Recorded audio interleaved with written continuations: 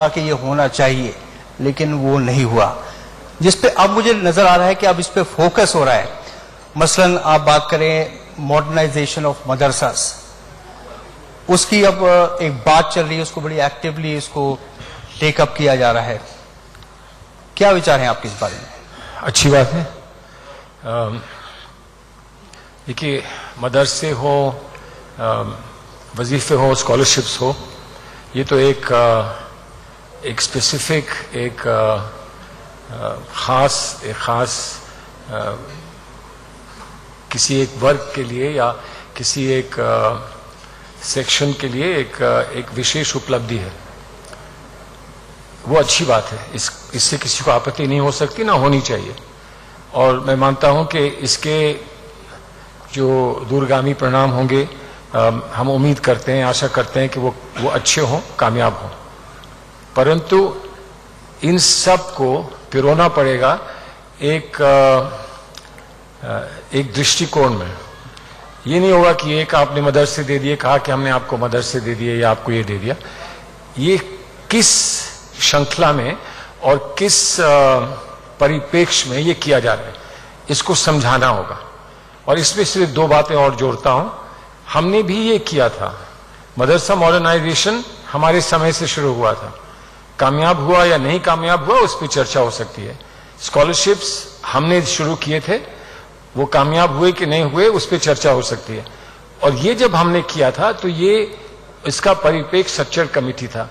Sachar committee में हमने कुछ वास्तविकताएं जो जमीन से जुड़ी थी उनको स्वीकार करते हुए और सच्चर कमेटी की सिफारिश पे हमने ये काम शुरू किए थे। तो क्या वैसे ही सच्चर कमेटी की जो भी कथन था या सच्चर कमेटी की जो भी सिफारिश थी, वैसा ही कुछ परिप्रेक्ष्य इसमें भी है।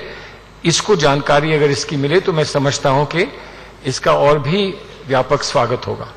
एक और पहल जो शुरू हुई है वो वक्फ की जो प्रॉपर्टी होती है, हमने देखा है अक्सर उसका मिसयूज भी होता है।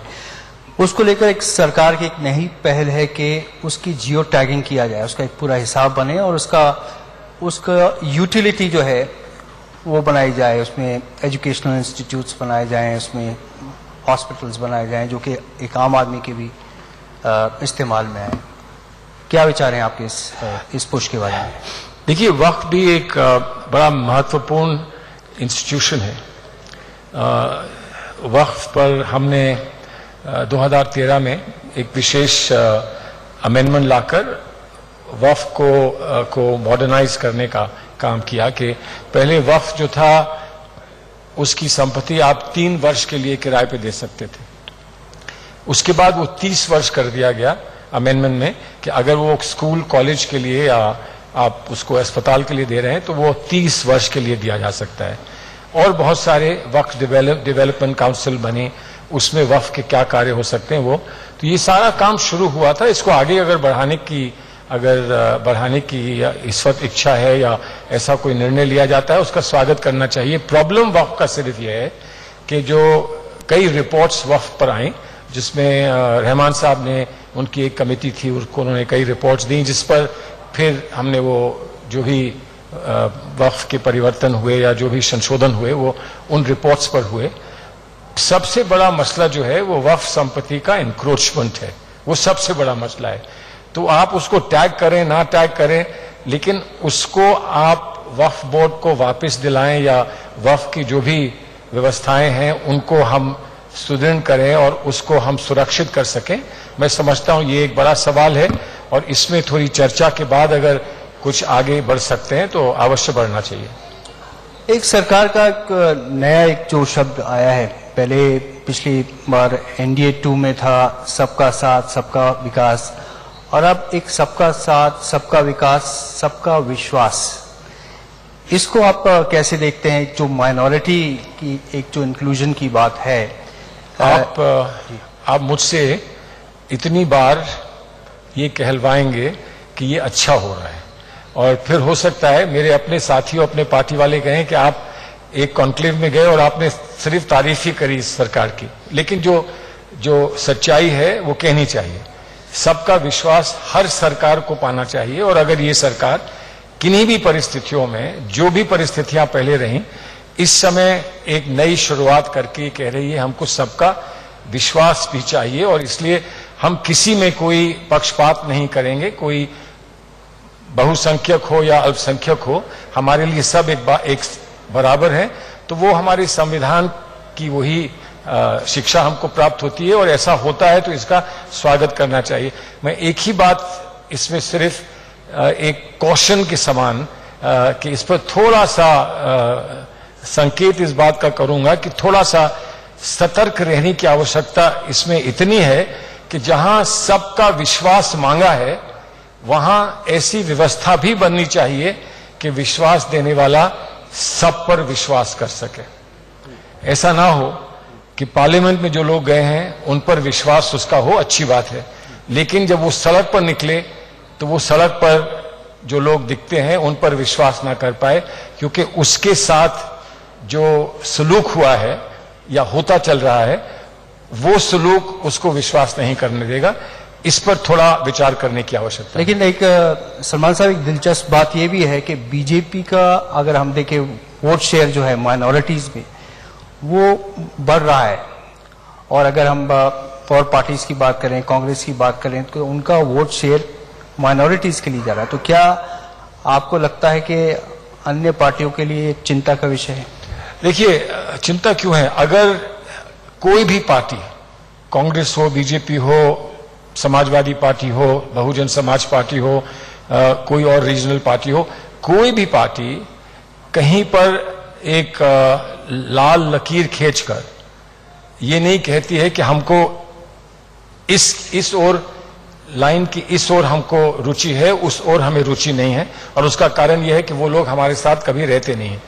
हर पार्टी को हर एक का विश्वास जीतने का प्रयास करना चाहिए। जैसे आपने भी कहा कि सबका विश्वास हम चाहते हैं, ऐसा बीजेपी ने कहा है, और उसमें अगर माइनॉरिटी के लोग आते हैं तो क्यों नहीं, क्यों किसी को दुख हो कि माइनॉरिटी के लोग मुख्य धारा में जो मेन स्ट्रीम है हमारे देश का, उसमें पूरी तरह से उनका स्वागत है, उसमें उनका पार्टिसिपेशन है, उनका पूरा साथ और समर्थन उसको मिलेगा। इसमें किसी को चिंता क्यों हो? बात सिर्फ इतनी है, इसमें मुझे इस बात की कुंठा हो सकती है कि मुझे नुकसान है, मेरा वोट जा रहा है, लेकिन वोट एक जगह आ रहा है, और इसलिए नहीं आ रहा है कि उसको डराता है कोई, बल्कि इसलिए आ रहा है कि वो अपने मन से एक विश्वास करते हुए अपना एक निर्णय ले रहा है। तो इसमें किसी को क्या आपत्ति हो सकती है? अच्छी बात है। और अगर ऐसा होगा तो देश की जो भी नीतियां होंगी वो अच्छी होंगी, इसमें तो कोई समस्या नहीं है। लेकिन अगर ऐसा संभव है और ऐसा हो सकता है तो देश का सौभाग्य होगा। ऐसा होगा, मैं इतना उस पर भरोसा नहीं कर सकता। चलिए कश्मीर की बात करते हैं। कश्मीर के बारे में आपको बहुत अच्छी जानकारी, आपने कई इस पे आर्टिकल्स लिखे हैं। आप कश्मीर में जो बात चली है डीलिमिटेशन की, कि वहाँ पे डीलिमिटेशन किया जाए, ऐसी चर्चा चल रही है, इसको आप कैसे देखते हैं?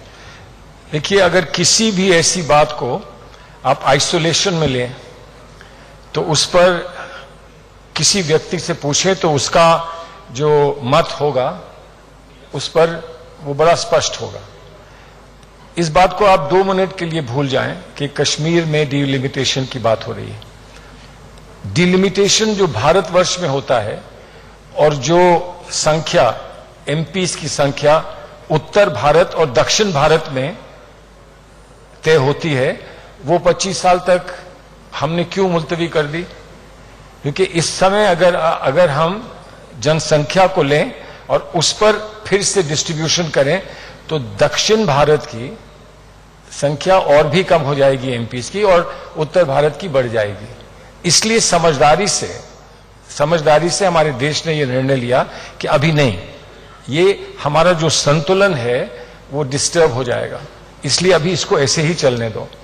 इसी तरह से कश्मीर में जहां संख्या बल की बात आती है और डिलिमिटेशन की बात आती है, और जाहिर है उसका सीधा जो उसका संबंध है वो एमएलए से है, एमएलए की संख्या से है, तो उस पर इस समय ये निर्णय लेना हमको तभी चाहिए जब हम कश्मीर की जो पूरी समस्या है, और ये कोई कहे कि कश्मीर की समस्या नहीं है, कोई कहता है ये समस्या हमारे पड़ोसी की वजह से है, कोई कहता है ये हमारी अंदरूनी समस्या है, कोई जमीनी हकीकत देखता है और देखता है कि वहां एक बेचैनी है।